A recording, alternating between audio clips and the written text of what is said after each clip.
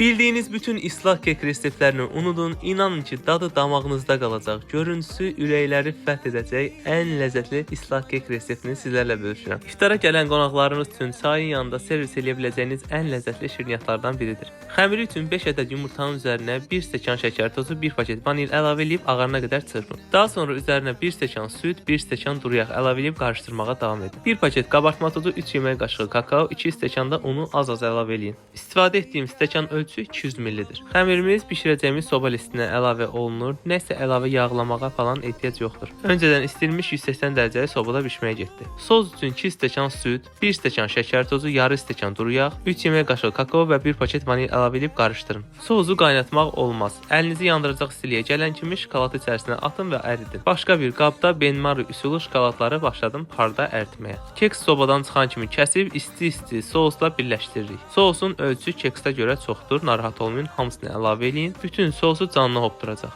Əritdiyimiz şokolatın üzərinə çərəyağı və süd əlavə edib qarışdırın. Sos tamamilə keksə hopduqdan sonra başlayırıq ıslaq keki bəzəməyə. Şokolad, fındıq, üyüdülmüş püstə ilə servis etdim. Siz başqa cürdə servis edə bilərsiniz.